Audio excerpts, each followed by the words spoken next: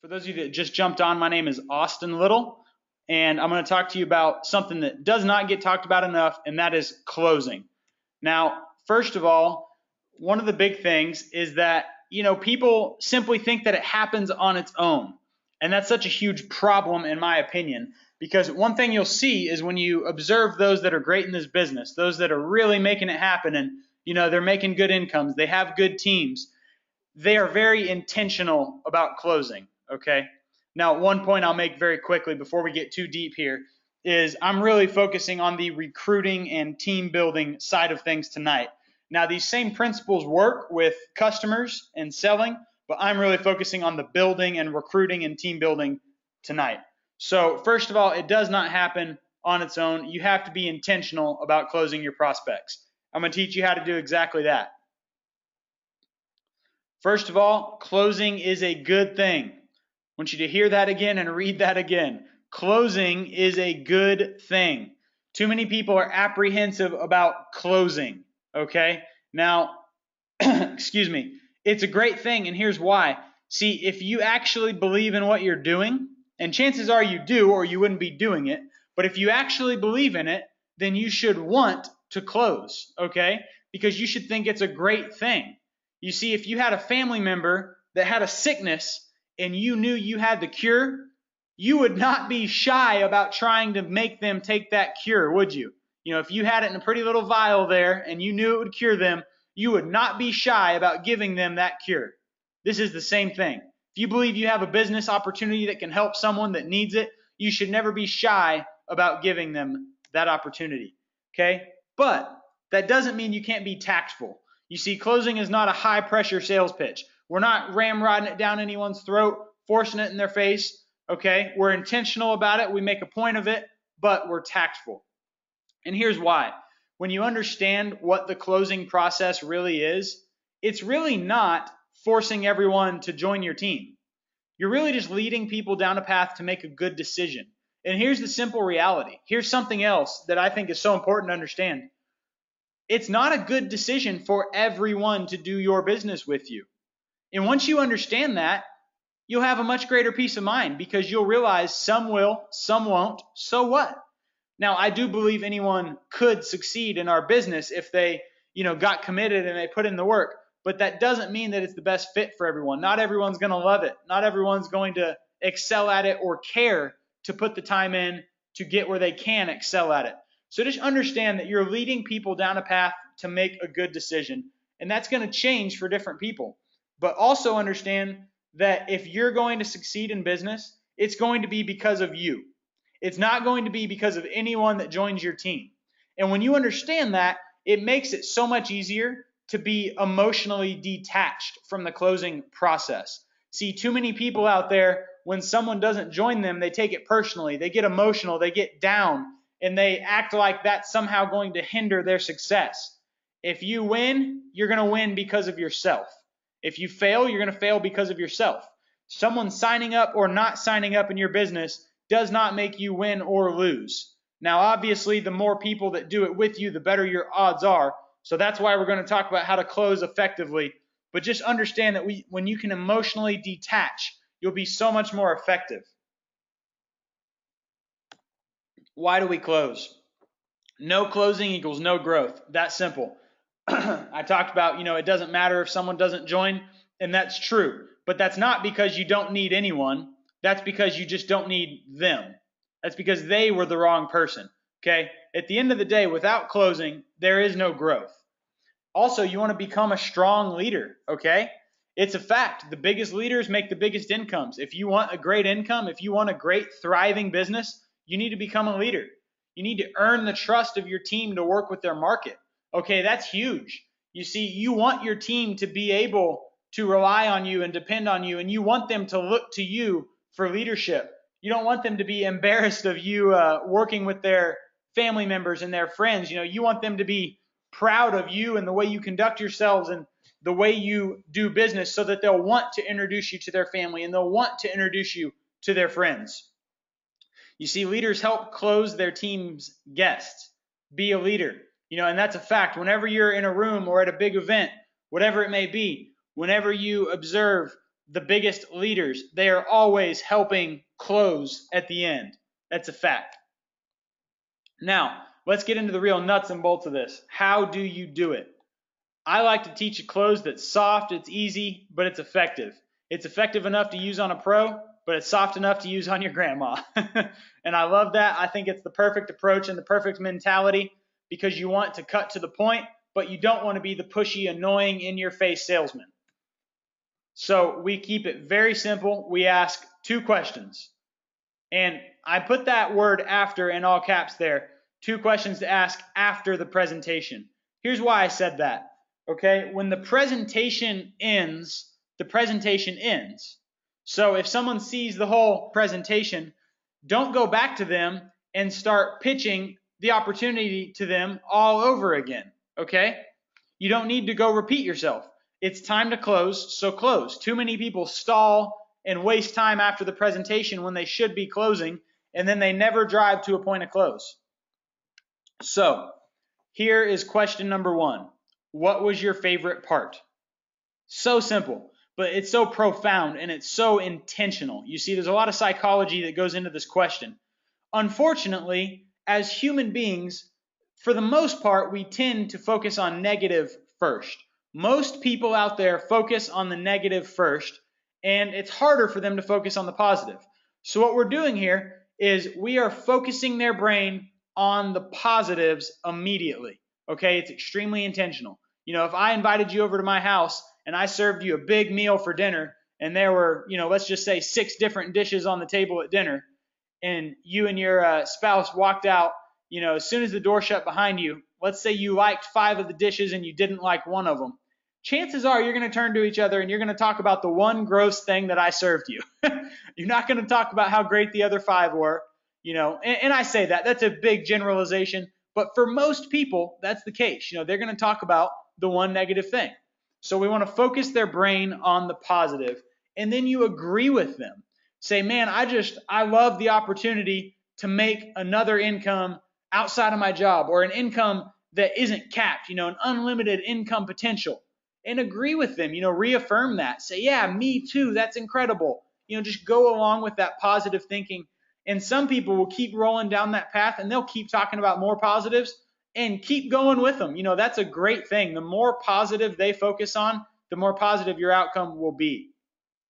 Now, question number 2, after you've focused on the positives and you've taken their brain there, it's so simple. Is there anything else you need to know before you're ready to get started? How easy is that, guys? Is there anything else you need to know before you're ready to get started? You see, you end right there with get started. So you're driving it to that decision-making point, but you're giving them the chance to slow it down, ask some questions, and, quite honestly, now you don't want to give them a huge out because you want to drive to a decision-making point, but you are giving them a little bit of an out if they need some time to process or some time to think or some time to figure things out. But also be prepared because now it's time for them to ask questions, okay? So do these really work? I think a lot of people see these and they think that just sounds too easy, or you don't really use that. And I do. And my dad, Steve Little, most of you on here probably know him and his credentials and what he's done and his role here. And these are the exact same 2 questions that he asks every single time he closes a prospect. So yes, they work. I learned these from him. I've watched him and countless other massive leaders use these questions. I've used them myself for years. I can promise you they work. It's the same thing I do every single time after I show a prospect a presentation. Now, leaders assume the close, okay? They don't hope that guests join, they expect them to. And think about that. If you have a great opportunity, don't you expect people to join it with you? Of course you do. You see, the big leaders are genuinely surprised when someone doesn't join. That's because they know what kind of potential is here, and they know what could happen if someone got serious about the business. So they're surprised when people don't join. You need to be that way because there's so much psychology that takes place there, both for you and for your prospects. You see, you're not asking, do you want to join? You're asking, what else do you need to know before you join? You're giving them a chance to slow it down. You're giving them a chance to ask questions. But the entire time, you're assuming they're going to join. So be assumptive. Now, if they have 0 questions, and if their answer to that is, well, nothing, you say, great, let's get you in the system. And you grab your laptop or you grab your iPad or your iPhone or whatever it is, you go to your replicated website and you start signing them up right then, right there, immediately. Because you said, is there anything else you need to know before you are ready to get started? If they say no, they're ready to get started. So you sign them up. Don't waste any time. You see, I put do it now. I have watched so many people that say, okay, great, I'll call you in the morning and we'll put you in. Or, maybe the internet's not working just right and they say, hey, let's not worry about it right now. It's Saturday, Monday morning, call me and let's do it. You see, guys, you got to strike while the iron is hot. And so you do it right away, and then you start immediately helping them get integrated into the business. You do not want to give them a chance to change their mind, okay? Because doubts can start to seep in. They can start to doubt what you showed them. They can start to doubt themselves. They can start to say, well, I don't know if that's really going to work. I don't want to spend the money. So you want to strike while the iron is hot. Do it now. Now, if they have questions, and most people have at least a question or 2, okay, it's not the most common thing in the world that someone just has 0 questions and they're ready to sign up immediately. It does happen, but it's not extremely common. Most people at least have a question or 2. So you get them answered now. Okay, we'll stay in that same vein that we were just in. Don't waste any time. Get them answered immediately. All right? And if you don't know the answer, but let's say you're in a home event, you grab someone that knows the answer. If you're not in a home event, you call someone immediately that knows the answer. But whatever you need to do, you get that question answered immediately. Okay? Now, here's where most people have a problem. They get the questions answered, but the person still isn't ready. See, a lot of people just need time to think. So what do? You establish the next exposure. Now, guys, I want you to stick with me here because those 2 questions, that was important. That's a great foundation for closing. But this right here, in my opinion, this is what separates the good from the great. Okay, good closers can ask those questions and lead people in the right direction and help them make a decision. But great closers understand this point right here. And that is, if they're not ready, you establish the next exposure immediately. You see, many times, and I would even say most times the first exposure is not enough. Okay? Never show a presentation and simply wait for an answer. That is a surefire way to blow it. All right? You need to constantly be leading them down a path. You see, if point A is them never seeing your business, point Z is them signing up, well, you need to take them on a path from A to Z. Chances are the presentation is really somewhere like in the PQRS area. See, there's still work to be done after that. You don't take them 3/4 of the way and then stop the journey altogether and just hope they find their way. No, you need to take them all the way to Z. So never show a presentation and wait for an answer. It's not yes or no, or excuse me, if it's not a yes or no, you set the next exposure immediately. What that means is if you're on the phone with them, you do not hang up until you've set the next exposure. If you're in person, you do not part ways until you've set the next exposure. Guys, I cannot tell you how big of an impact this will have on your business if you put this into effect. Now, what are other exposures?